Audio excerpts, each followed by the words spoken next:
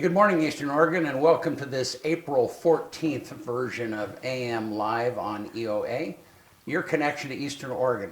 Glad that you are here with us today.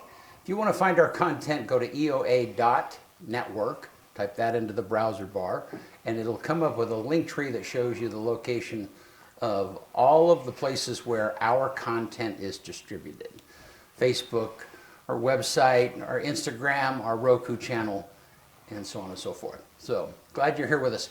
Here in a little bit, we are going to have Margaret Spence, who is the librarian at the middle school, right? Uh-huh. Yeah, and she has brought some students. They recently were in a competition called Battle of the Books, and she's got a couple of students. It'll be a great conversation. So, how are you, man? Morning. Doing all right? Barely awake today. Wake up, man. Yeah, I got too much work done last night, so I didn't have to get up as early. Yeah.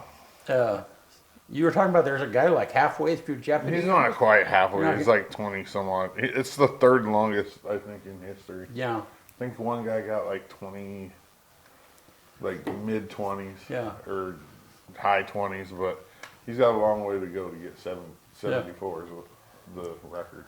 Yeah. 74 wins in a row on Jeopardy's a lot. Yeah, that's crazy. They do film more than one a day. They film 5 in one day. Yeah. And they change outfits. It's kind of fun. Well, I mean, I guess Right, they would have yeah, to. yeah. You couldn't wear the same Well, shirt. you got like a half hour of taping, or less than that, if you do the commercials and stuff, So, Yeah. did you watch any of the after interviews for the Artemis landing? Not really. I saw a couple quick little things, but Yeah. I'm only interested in the pictures, really. Yeah. So, because that was a federal. The raw files are going to be presented to the public and downloadable. Yeah. So you can play around with them. Interesting. Yeah. Because it's publicly funded. Right. No, it's funny because years ago, so this is like 30 years ago, I was working. So I have an acquaintance. There's an astronaut. His name is Rick Heeb. He graduated from Northwest Nazarene also, and I had known him. Anyhow, so fast forward a few years in my life, and I needed some pictures, some space pictures, and at the time he was at NASA, and I wrote him, and he sent me a whole bunch of stuff. But that was one of the questions I had: is like, are there any rights to this? And like, no, it's all public. Yeah, it's all public domain. And they actually have to make it available. Yeah, right. Yeah. They have a website where you can go and just download everything. Yeah, isn't that crazy? Yeah. Makes sense. It's our dollars paying for it. Well, and he sent me, before this last mission, there was really only one picture of the entire Earth, and we used, and they duplicated that shot. The marble picture? Yeah, yeah. That's what it's called. Right, and I remember he sent that to me on a negative that was like a 4x5. A 4x5 transparency is like, that's just crazy. So is that the picture you're talking about? The marble? Yeah. Yeah. Yeah. That was shot at night. Or no, the new one was shot at night. Yeah. The one that they compared it to from Artemis. Yeah. Was 51,000 ISO at nighttime. Wow. And it's comparable in quality to one that was shot in the day with an old camera on what was it? Did they use 35 millimeter or did they use 70? No, they probably used a larger format. Yeah, it had to have been bigger. Yeah. So it's wild. Anyhow, all right. Well, hey, you want to do sports? I'll do it. Let's do it.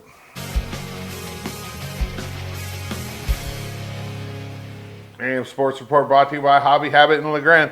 No Loyalty is this chaotic, laugh-out-loud party game where teams shuffle around, alliances are temporary, and only one player walks away with 5 tokens and ultimate bragging rights. Flip team up, complete the challenge, and betray again next round only at Hobby Habit in LeGrand.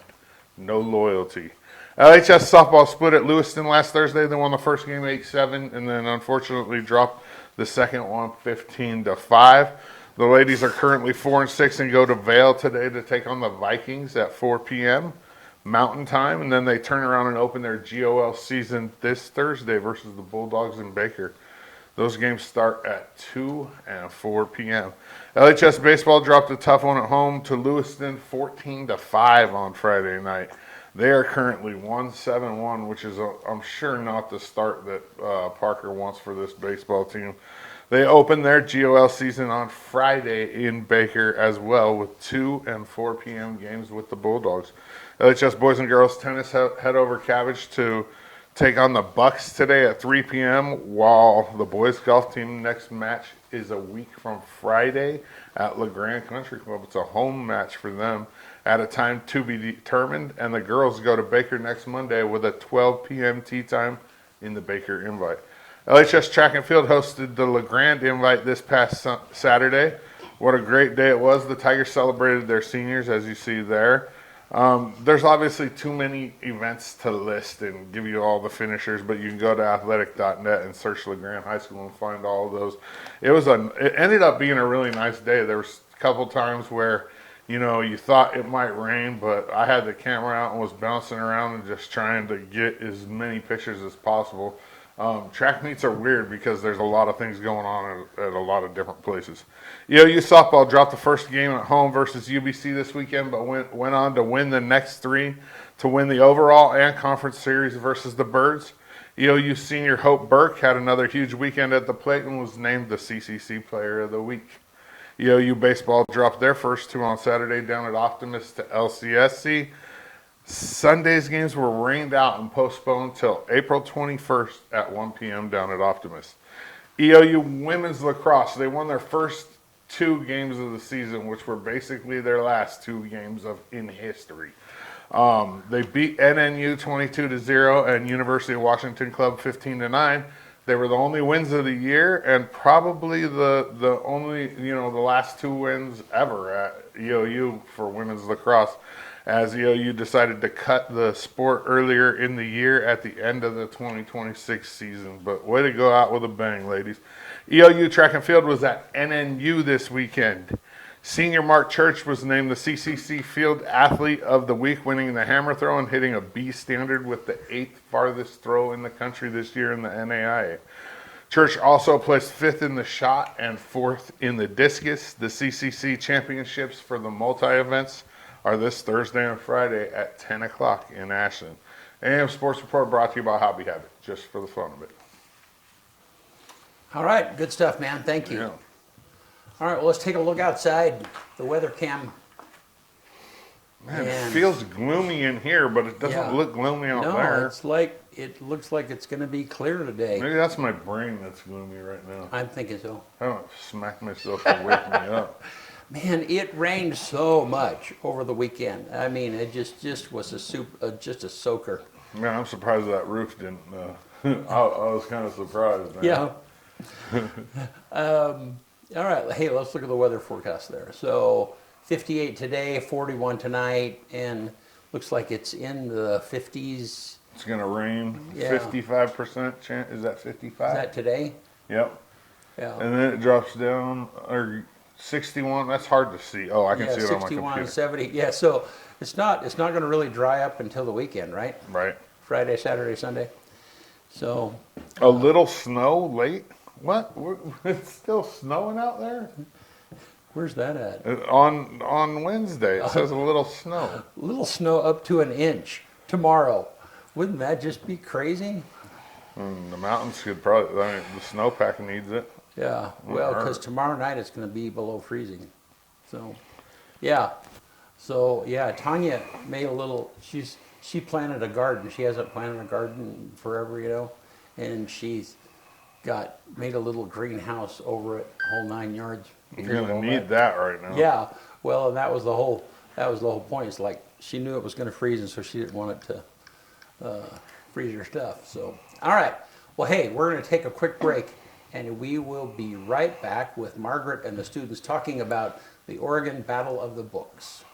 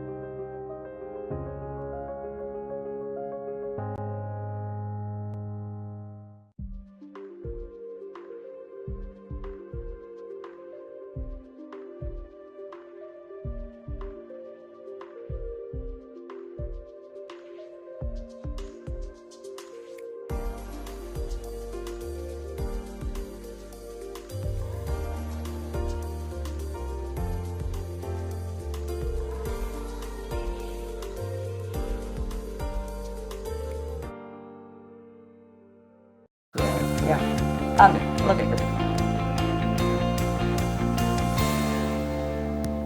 All right, we are back with Margaret and the girls.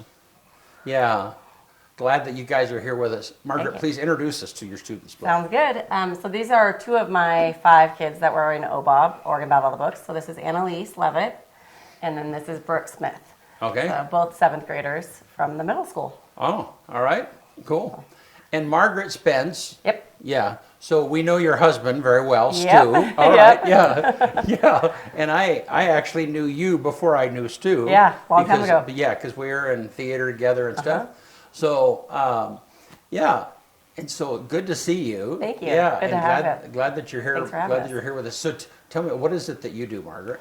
So I am the middle school librarian, and so I get to hang out with middle school kids all day, and I absolutely love it. I've been kind of worked all throughout the district over the past 10 years, and I found a home last January at the middle school, and just have really enjoyed getting to have fun with kids in the library, recommend books, start clubs, start OBOB back up, and so it's just kind of been a real blessing for me and hopefully for the kids. Yeah. So what does a librarian do at a middle school? Oh my gosh. Yeah. Everything that you can think of. Well, I mean, besides just checking out books, Yeah. I actually get a lot of kids that come and ask me to buy books, like look for books, so I help them with that. But I also have every 6th grade class, so there's 7 of them, once a week. So I actually have classes, and then 7th and 8th grade I see once a month.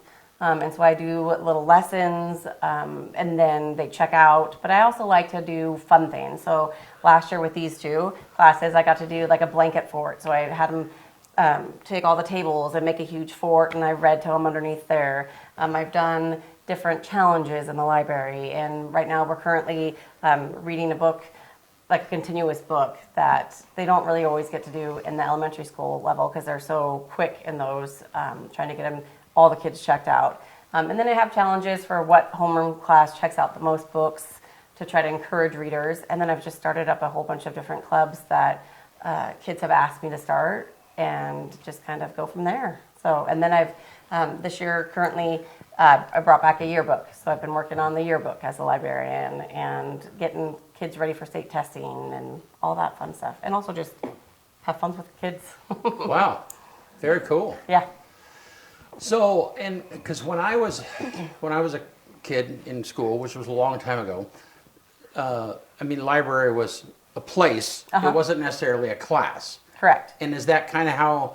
Is it a class? So then it's kind of both. So Yeah. I was the same way. I don't even remember like where my library was in middle school. Right. Like I don't remember ever going there. I don't remember it going as a class. So the classes that come to me during the week, it's during their English, their ELA time. Okay. So it's kind of part of their curriculum in a way. Yeah. They have to get so many books. 7th and 8th grade, they have to get something that's called AR points. So they have to be reading, and then they take a test on a book. And so when they come, it's a little bit different. It's a shorter time. But it's a class, but I'm not necessarily teaching them like how to read or doing small groups. It's more of a come, let's do a fun activity in the library to encourage you to read, and then check out. Yeah. And then I like to kind of be the hub of the school. So I like kids that come in. So I have kids that come in all day, every day. So they're coming in, checking out books. I've kind of made it an environment that is relaxing and open, so that way kids can come in. Sometimes they come in during class and read because it's a quiet place. Yeah. Or they come in and do homework, or they come in, we have like our WCTV, so our filming crew for kids, and so they come in and film a lot of videos in the library and just try to be open so kids can come in, look for books, or come in and ask for recommendations and that kind of thing. But there definitely is the classes, even though it's not like, this is how you read. So, yeah, it's been a lot of fun. So tell me about Battle of the Books and how you became aware of it and kind of our history, LeGrand's history. Yeah. So Oregon Battle of the Books started back in 2003. It's a volunteer-based club organization. And what it is there's a list of book recommendations, and there's 16 of them. And so you get that recommendation list, and then you have the kids read it. But how we started was before COVID, long before COVID, the middle school had a team, but the parents kind of led it. And then it kind of switched over to the public library. And so then they were doing it. And then when COVID happened, it just went away. It's a lot of, it's a lot of time commitment for the students and the parent volunteers. But before I was a librarian at the middle school, when I worked at Island City, Rachel Robinson brought OBOB to Island City Middle School. And so I got to watch that. And Brooke was one of them. She's my only student who has done OBOB before. And I just saw how fun it was. Mrs. Robinson really made it fun and lively, and I was like, I want to do that when I get to the middle school. And then Central also has OBOB, and so those students were also getting it. And then I just saw that there was a need for something like that to continue on at the middle school, and kids were, excited about it. So we hadn't had a team probably in 7 or 8 years. From what I have understood from OBOB's organization, we've never had a team go to state. And so we were excited to even start that possibility. So when I got hired in January, I had talked to my principal, Mr. Wagner, about starting up OBOB again this year, and he was very, very supportive. And the district, Mr. Mendoza, everybody was very supportive of, yes, let's get that going because there is a need. So then when the 5th grade students last year came for an open house, I started talking about, hey, I'm going to start up OBOB. When they were in 6th grade last year, at the end of the year, I was like, I'm going to start OBOB back up, and I really hit my targeted reader. So Annalise is a very strong reader who's always constantly in the library getting books. Brooke was always getting books. She had already done it, so she already knew a little bit about it. And then in September, as soon as school started, I started advertising for it and got about 23 students who said, I'll do that. I'll go ahead and give that a shot, and then you start dwindling it down. But, there's 16 books, so it's a real commitment. We met every single week before school on Mondays for 45 minutes, and so they, and these two can touch base on that aspect of it, but it really was a commitment of saying, okay, you're going to commit to this. And, before we start making teams, at first it was just the middle school team. And so before I started dwindling and making teams, I was like, I need you to make sure you're committed because it is, some of the older kids were like, what are we getting ourselves into? Right. Whereas the incoming 6th graders were excited because they had it. And then this year also Greenwood Elementary School started an OBOB team as well. And so now all 3 elementary schools have one, and it will funnel into the middle school for next year. So, Well, cool. yeah.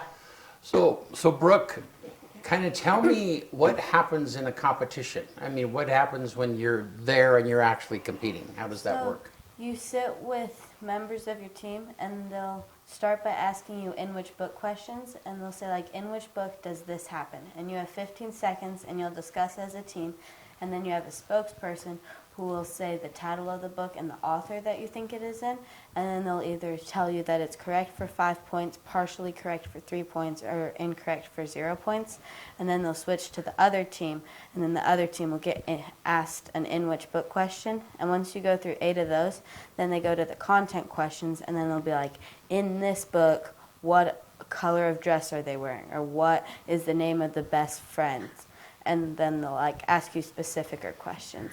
Wow. And would you say that in which book or the content questions are harder? The content questions are way harder. How come? Because they're just the details. The in which book questions are more broad. If you kind of know the plot of the story, you can usually figure it out. But the content questions, you have to know it. Huh. Well, and Annalise, what is kind of your favorite part of that? Do you have a section of questions that are your favorite? I really like the in which book because they're a little easier, but also they're a lot easier because you've just read the book and you just really know the main plot. Yeah. So it really doesn't take a lot of studying to answer those questions. So out of our 5 girls, I think that we had 2 that read all 16 books. Is that right? I think you and Lucy. And so the other ones, I think each read about 7. So then that way they're completely covered, so you can have 4 girls or 4 kids in the battle and one is an alternate. So they rotate in throughout the different battles. And so then that way you really want it to be where everyone in that battle has a good understanding of all the books. So, and you're battling up against 2, your team against one other team at a time. And so you don't want to be very loud when you're whispering, right, about your answer, because then the other team could possibly hear you. So But is the other team getting a different question than what you got? Yes, they're they ask you different questions at the beginning. After the break in the middle of the day, then they start doing steals. So if you get a question incorrect, the other team gets a chance to steal it, but then they still get their next question. So you're guaranteed questions, but the other team could gain points if you mess up. So what was fun was out of the 23, 24 kids I had in September, then about, what was it, November, we started dwindling down to get them into teams. So do you guys remember how I did that? Yeah. Yeah. We had pancakes that day, and then the plate that she gave us your pancake on was a color, and then you had to go sit with the people that had the same color plate as you. And that was your team. Yeah. And it was not random. I knew which kid was going to be on which team. Yeah. But I tried to make it, because it is the middle school team, it wasn't just all 6th graders, all 7th graders, all 8th graders. It was a mixture of the levels. Also the levels of who knew the books and all that kind of stuff. So that was November. And then after that, they just studied. And then, what was it, January or February, we did a battle at school Yeah. Yeah. to get our, Top middle school team. yep, Who's gonna go to Yep. regionals? Yeah. who was going to go to regionals. So, and then what did we do at regionals? Well, we went to Baker, and then we met up with a bunch of the other teams, and they had us go into separate rooms and then ask questions. And it wasn't as big as a state battle, but it was a miniature version of it, and I'd say it was pretty easy. The questions were stuff that we all knew, and it was pretty fun. Yeah. So how many teams were in regionals? 6. Yeah. There were 6 other teams. Yeah. So that also made it easier because it was less teams that you had to compete against. Right. Well, and one of the things is you have to know the book title and the author. That is a given. That is the first thing I drilled into their heads of, you better know the title and the author, because if you say the title wrong or the author wrong, You get partial points. Yep. And most of the kids there couldn't even remember the author or the right title of the book. And so these girls kept saying, "Oh, that was easy," and I said, "Well, it's not going to be easy in state. State, they'll know. Everyone else is going to know. It's just like any sports. You know, you go to state and you're going up against the best of the best." Yeah. And so, but Baker was great. They were super gracious and the hosting of it, and the teams were really friendly there and super nice. And so, and then that was kind of oh no, we made it. Now what are we going to do? Yeah. It was. Regionals was March 7th, and so we had really about a month to plan it. And so that was where it was, okay, I need to go and see if we can get donors and that kind of stuff. And because there's no funding for OBOB, it was new at the middle school, and so it wasn't something that we're okay, we're going to plan on this. And, so luckily I was able to get some really gracious donors. Well, let's talk about that. Let's give a shout out to. Yeah. So tell me. So who have you guys tell started us- writing? Yeah. The Optimist Club, Uh-huh. McDonald's, Yep. the Rotary Club, Yep. the Lions Club. Yep. I don't know. Yep. Do you remember any of No. that? The city donated the van for us to use. That was fun. It was a 15-passenger van. For the 7 of us. Yep.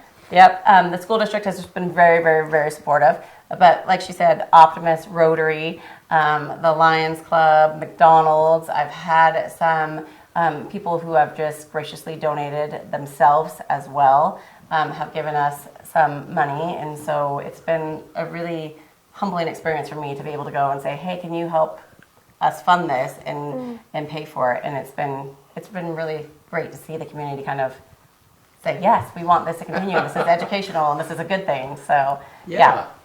No, and a shout out to my local Rotary, because it was kind of a fun, I'm a part of that group. Yes. And you and I had been talking about this. Yep. And you coming on the show eventually. Yeah. And then at one of the Rotary lunches, one of our members said, hey, they're getting ready to go to state and they need some funds. Yep. And right there on the spot, the group took action. Yeah. So. You guys were the first ones to be like, yep. And it was very unexpected and very appreciated. And so we have it made it possible for us to do so much more than just go to state. So I wanted it to be where this was an experience for the kids. And high school is just so expensive, the sports, all of that kind of stuff. And so I wanted it to be where there wasn't a financial burden on the kids, on the parents. And so we were able, because of your guys' support and all the other donations, we were really able to go and experience a true, like, kind of like a vacation, right? Like, it was like a vacation for them. And so it made it possible. So thank you. And thank you to all of the sponsors, because it really couldn't have been done without them. Yeah. You know, it would have been a lot different. There might have been some families who would have been like, oh, I don't know if we can go, or it just would have been a lot different. And Right. so it really was a magical time. You know, it was just something Yeah. that I'm hoping that they will remember the rest of their lives. And so do you guys want to tell them kind of where we stayed? So we Oh, yeah. stayed at a 1910 schoolhouse Airbnb, and they had like the old desks and like an old chalkboard, and they had like a player piano and an organ and like a bunch of old like artifacts and like pictures and stuff from like the original schoolhouse. So there were just like things all along the hallways that were like things about it. And, like the gym. Yeah. They had a gigantic like a wooden floored gym with like a bunch of like volleyballs, basketballs and stuff, and a volleyball net. So, and like badminton, rollerblading, like it was crazy. Like we had to sleep in there one night, and it got really, really, really cold. But like it was probably I'm sorry, did you say you had to sleep in there? We pretty chose- much, yeah. I want to go back to you. What? We chose to sleep Thank in you. there. But yeah. There was no insulation There's in the no gym. insulation, and we found out one of the windows had a hole in it after the last night, Yeah. and it was Well, and pretty I cool, also but thought it that was they would have fun. turned on the Airbnb owners would have turned on the heat before we went. They didn't, and so in the morning when we woke up, it was 59 degrees in the house. But At they the gym. did choose to sleep in the gym. I did not force them to sleep in the gym. But it was one of those old, kind of like the old annex, you know, so it had like the big, rounded, yeah. But like, because of your guys' sponsorship and, you know, all those, the donors and stuff like that, we made it possible that we could go for 2 nights and really Yeah. kind of take our time getting there and just spend time and enjoy it. And where was the state at? Where was state at? It was in Salem. Salem. Okay. Yep, and we stayed in Dallas, so it was about a half an hour Yeah. drive, but beautiful. Like, it was a really cool old schoolhouse and super fun. So That's yeah, I used to live in Dallas. Yeah, it's a really For 10 like years. cute area. Like My kids lived there. yeah. If I had had more time, we would have gone to the beach, because I didn't realize we were only like 40 minutes away from We Lincoln were City. 40. What? Yeah, didn't tell you guys. We did an escape room though, guys. Well, and you know, I mean, and half the fun of going on a trip Yeah. like that is that. Yes. It's experiencing something different Yes. than what you normally would. Yeah. Yep, we did. We definitely took our time getting there. We left early in the morning on Friday and made some stops. Yeah. We Yeah. left at 8 o'clock in the morning on Friday. There days to sleep in, but nope. Yeah. Yep, and then what did we do? Well, you know, we drove like 5 hours, but we Yeah. also like stopped and got pizza, and then we, like when we arrived in Salem, we went to the Bauman's farm, and like the outlet mall, which was really fun. Yep. And then we got to the house at night. It was like 7:30. They were all getting excited, ready to go to bed and everything else. And I pulled out a big old Jeopardy board and said, "Oh no, we're studying." We have these old desks. We're studying. We had 40 Jeopardy questions. So going back to our Jeopardy thing this morning, Yeah. they are not in the run for the longest, Yeah. 74 days. But yeah, So now your crew now, is it all girls? it is. Okay. Yep. But guys can be a part of it? Oh yeah, we had. So this team that went is kind of a collection of the teams. Yeah, and Bennett, show us some pictures as she's talking. Yeah. But go ahead. So we had, out of the 23, 24 kids, I think only 2 are original to this team. Yeah. Lucy and Estelle. And so we had boys. Brooke was on a team with Yeah. 2. And Annalise, you had 2. I had to, yeah. And then what happened was a couple of the kids from Lucy and Estelle's team they either went online or they just were like, oh, this is too much. And so then they stole Annalise, and then as it got closer to regionals, they stole Brooke. And so to make that strong team, because Yeah. you do want to make a strong team to be able to, you know, go to state and everything. And then But Elizabeth joined later, right? yep, and Elizabeth joined halfway through because one of our girls had to leave as well. And so, Yeah. but we had the last couple competing teams were boys and girls, and it just happened that the girls beat Yeah. them out. So, and they were serious. They were like, we're coming in. This team, I can't even thank them enough for the experience they gave me, and it's going to be hard for them to beat my expectations of any teams going forward, because they were giving up their lunch to come in to the library, so they ate in the library multiple times a week. Every day for Yeah. 2 months. Yep. They came in before school multiple days, not just on Mondays. They came in after school during advisory. I got to say, a big shout out, thank you to the advisory teachers and my principal and assistant principal who just allowed the girls to miss advisory to come study. And, it's hard because I would say all of the girls have other things that they do after school. They're either in track, or they were in basketball, or they were in volleyball, and then a lot of them are in music or church or youth groups. And so there is so much more going on. All of them are in like the accelerated English classes. And so they have so much more homework, and they gave up so much of their own time to come practice and grill each other with questions, and their parents were at home grilling them with questions. And the parent support has been amazing too, because every single kid had parents who showed up to state and was there for them. And just, it's been such a humbling experience for me of just being like, oh wow, we have all of the support, Right, yeah. and it's been between sponsors and my principals and the superintendent and the families and the other coworkers in my building. They have been cheering these girls on too and saying good luck. And so it's been a very humbling experience for the first year, just being like, oh my gosh. And the public library has been very, Carrie's been calling me and, okay, how are you going to do? Yeah. And so it's been great. But yeah, they definitely sacrificed a lot of their time. I think that they wanted to have a book ban or burning party after state. I was like, you are not touching those books. Yeah. But It would have been so awesome. it would have heated you up, huh? Yeah, and we would have done it in the gym Yep. with our face masks. That would Yep. have been awesome. So then state, that was a lot of fun. We got there, and how many teams were there that we were going up against? 21, I think. Yeah, there were a lot of teams. They were all really good. Yeah. Some of the teams are they're like the talented and gifted, so tag schools that are in the Portland area. You have to apply to get in, and those were some of the ones that we were going up against, and it was like, oh, okay. But Yeah. we held our own, and so that was what was exciting. Yeah. We definitely held our own. And so you guys want to talk a little bit about the state day, like what happened and like who did we meet?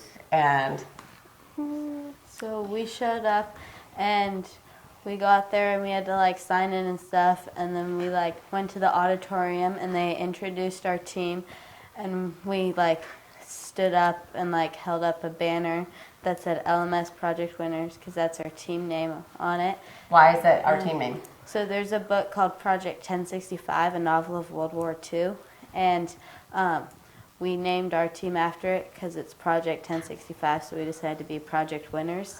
And we went in there, and then they like gave us a schedule and what teams we were going to play against for like the first couple rounds, where you just like gained points, and then you wanted to have one of the most points because then you were like seeded the top 16, and those teams got to move on. And like we did pool play is what it's called until lunch, and then we got to meet an author, and his name was Alan Gratz. Which he wrote Project 1065 too. Yeah. Yeah. And then did he see your shirts? Yes, he did. And he was like, oh, you named him after my book. He was actually, I think he was really pleased. Yep. And then what did he do later that day? He actually, so he had donated some money and decided to like give it to us in the form of books. So every kid on an OBOB team got one of his books, and then you got to go up to him and he would autograph it, and like you could take a picture with him. So our whole team kind of got in and got a picture. And then But- he gave a speech. Oh, that's right, he did. Yeah, he gave a speech to all the OBOB teams and parents and everything. He answered questions, and I Yeah. think one of their favorite parts probably was the sign language interpreter. Oh my goodness. He was like on the side, and like a lot of people noticed him because like he had to do sign language, but he was so animated in doing it. Like at one point when Alan Gratz was going like on about like all the books they had to write and everything, he was like this and just kept going. It was actually really funny. I did look around. I think most kids in the auditorium, not just my kids, most kids were just eyes fixated on the Yeah. sign language interpreter. So Yeah. Yep. And then after that, we went and had our final battle. Yep. So, Yeah.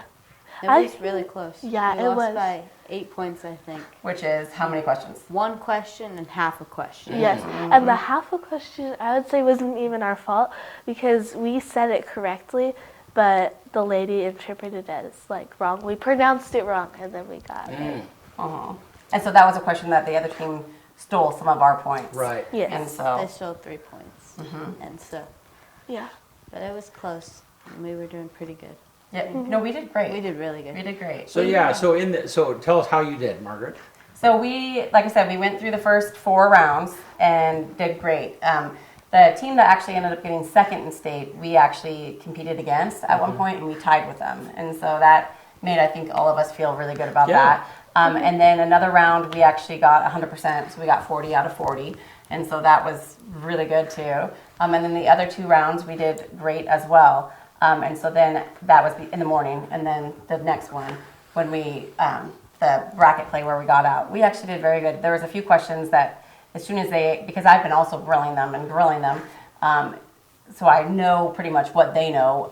When they announced some of the questions, I immediately said, oh, we're not going to get that one. And they surprised me, and they knew the answer. Wow. But it's really cool because, like they said, you have 15 seconds, and there's 4 of them. So they're not sitting like this. They're kind of sitting in a circle. And so they ask the question, and immediately you see all 4 heads kind of go together. And, like, I was close enough that I could hear them and, like, see what they're whispering. And so sometimes it was really interesting to see one kid immediately go, it's this answer, and then the other 3, no, it's this one, and so they're really kind of, you got to plead your case in 15 seconds. If you know that answer, you have to try to convince the other 3 of why, right? Like it's really interesting. Or then sometimes all 4 heads come together and they say the same book at the same time, and then they pop up and say the answer. And so I was so tremendously proud of this group. It was amazing that we got as far as we did, and they did really, really well. Like I said, it was very hard questions. Like it could be, how many wooden planks were in, Brent Clapp Media's room, Right. And it's like, what?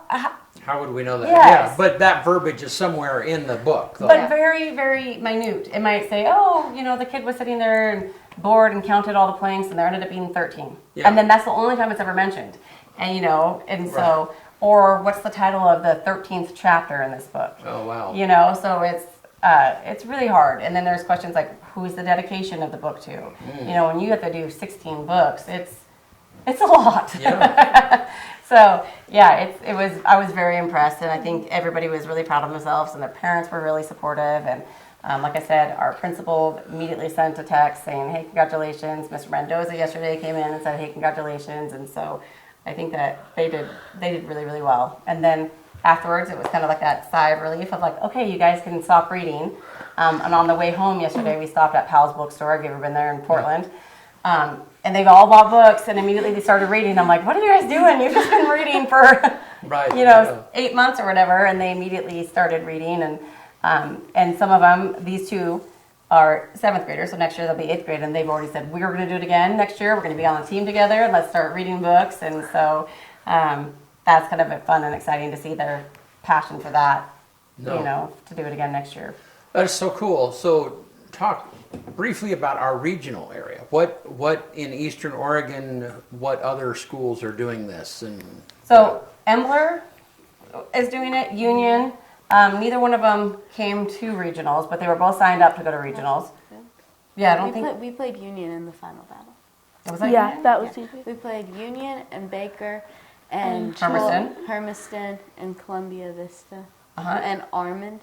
And Yeah. Umatilla, a couple And teams in Umatilla. Umatilla. Yeah. So, yeah. Well, and the cool thing about this is that even a small school can compete.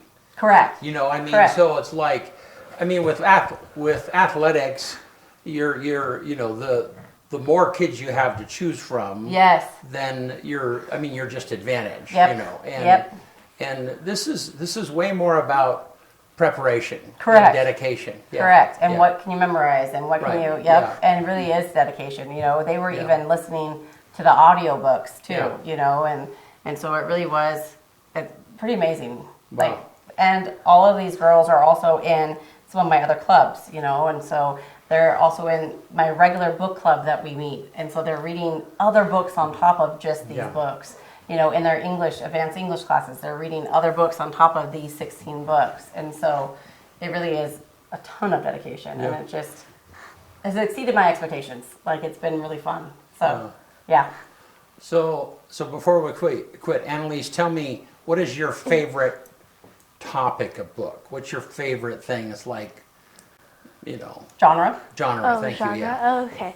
My favorite genre, I have a few. Like, if I was supposed to go on the books that we had for a genre, I would probably do fantasy.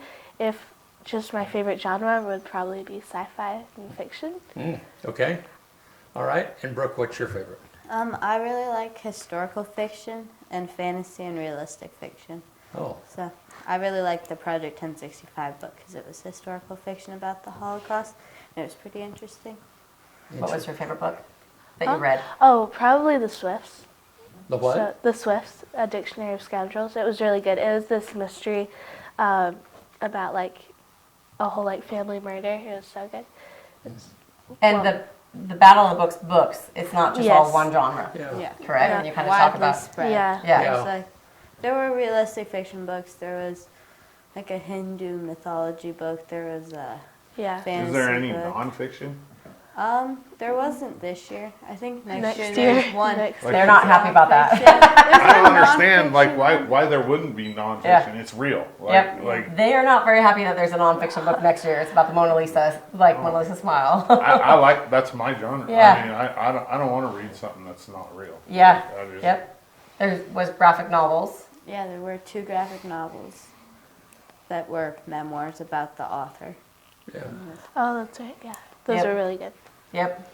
So yeah, totally off topic, but I mean, have you read the Hail Mary book? It's the movie that's going crazy right Project now. Hail Mary? Yeah. I Yeah. have not. Yeah. I've not either. Yeah. Have you? No, I saw the movie though, and it was fantastic. Was it? Yeah. Yeah, I don't know if I can get into it. Yeah. I watched the preview and I was like, there's a talking rock. Yeah. Like, Yes. I don't know. I don't know. It works. Trust me. Does it? Yeah. Yeah. It Okay. really does. Yeah. And there's a whole bunch of videos coming out about Ryan Gosling? Gosling, yeah, and him filming that role because there's a whole bunch of time. It's just a monologue where he's talking. Yeah. Yeah. Anyhow. It's like Castaway. Yeah. Like he's just talking yeah, to himself, it is. right? It is. Yeah, Yeah. it is. But really good. Project Hail Mary. Is that what it's called? Yeah. Yeah. Yeah. All right. No. Yeah. Yeah. Yeah, really, really good. But anyhow, the point of that is that it came from a book, and so Yeah. yeah. Well, anyhow. Yep. Well, hey, thank you guys for being here. Yeah. Really appreciate it, and Margaret, thanks for You're for welcome. doing this. And yeah. We'll have to come back and talk. These girls are in my writing club, and so we're meeting. They have pen pals that with senior citizens in the community, and so we'll have to come back and talk about that because before summer starts, because Yeah. we're actually meeting those people. Oh. They get to meet their pen pals in May, so that's also kind of a fun project that we're doing too. Yeah, we'd So, love that. yeah. So, Yep.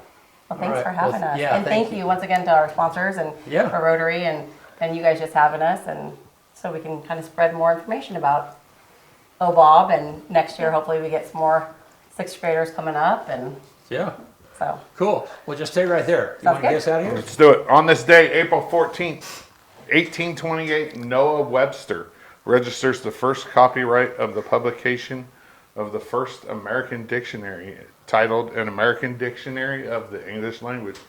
1860, on this day, the first Pony Express rider arrives in San Francisco from St. Joseph, Missouri. 1912, on this day, RMS Titanic, the world's largest ocean liner, hits an iceberg at 11:40 p.m. off of Newfoundland and sinks in the early hours of April 15th. 2003, the Human Genome Project is completed with 99% of the human genome sequenced to an accuracy of 99.99%. 2021, on this day, the Coinbase becomes the first major cryptocurrency company to trade shares on the New York Stock Exchange. The number one song in America on this day in 1986, Kiss by Prince and the Revolution. And the quote of the day comes from Frank Zappa. Stupidity has a certain charm. Ignorance does not. One more time. Stupidity has a certain charm. Ignorance does not. All right. Yeah. Cool. Hey, thank you. Thank you. Thank you. Ladies, for being with us. Yeah. Yep. So thank you guys for being with us. Union County Safe Coalition will be right here with us in the studio on Thursday. Glad you're here with us. Talk to you soon.